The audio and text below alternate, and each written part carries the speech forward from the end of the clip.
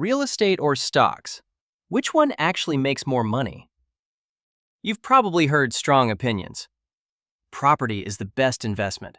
Stocks grow faster. And both sound convincing. But here's something strange. Two people can invest the same amount of money, choose different paths, and end up with completely different results.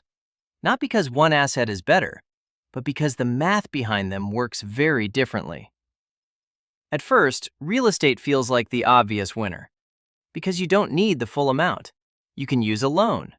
You control a large asset with a smaller upfront investment. And if you rent it out, someone else is helping you pay the mortgage. That sounds like the perfect system. Leverage plus income.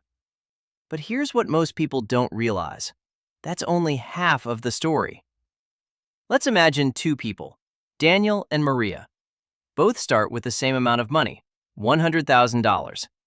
Daniel buys a property. He uses that $100,000 as a down payment for a $500,000 apartment. He rents it out. Maria takes a different approach. She invests her $100,000 into the stock market, and she continues adding money every month. Now let's fast forward. Let's break down Daniel's situation. The property is worth $500,000. Let's say it grows at 3% per year. After 10 years, it becomes around $670,000. That's a gain of $170,000.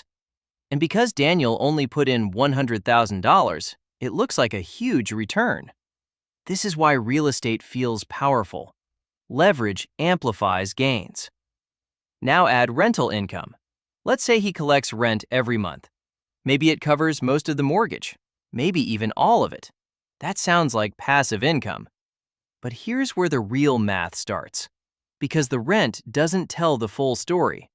Daniel also has expenses.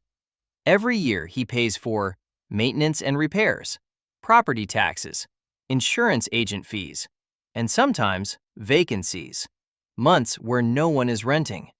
So even if rent covers the mortgage, it often doesn't cover everything. And that means Daniel still needs to put in money to keep the property running. Now add another layer, the loan. He's paying interest over time, which reduces his net return. So the headline number looks big, but the actual profit is more complex. Now let's look at Maria. She invests $100,000 into the market. Let's say it grows at 7% per year. After 10 years, that becomes around $196,000. That's a gain of $96,000. At first glance, this looks smaller than Daniel's gain. But Maria does something Daniel can't do as easily. She keeps adding money. Every month she invests $1,000, $2,000, whatever she can afford. And this is where compounding becomes powerful, because her money is growing and she keeps feeding it. Also, her system is simple. No tenants, no repairs, no large loans. If she manages it herself, costs are minimal. If she uses a fund, there are small management fees. But overall, her system is low friction. Now here's the part most people miss.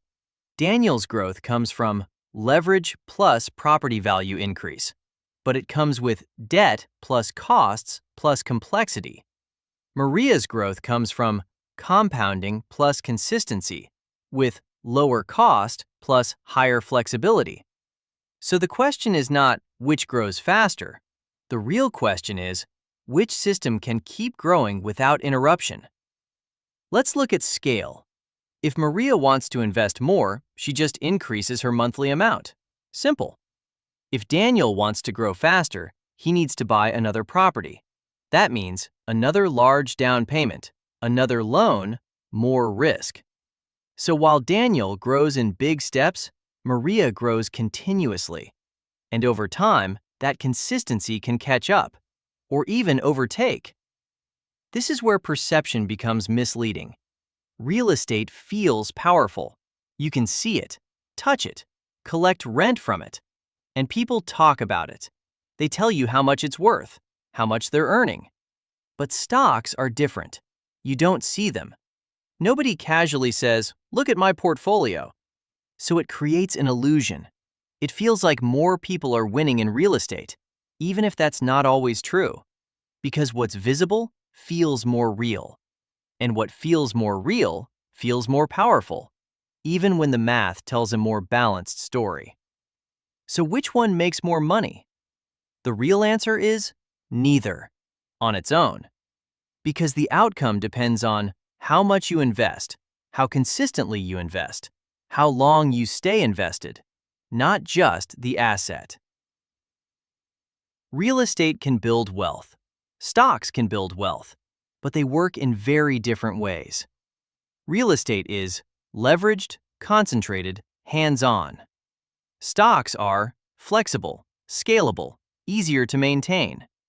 And in the end, the better investment is not the one with the best theoretical return. It's the one you can stick with consistently over time, because that's what turns a strategy into real results.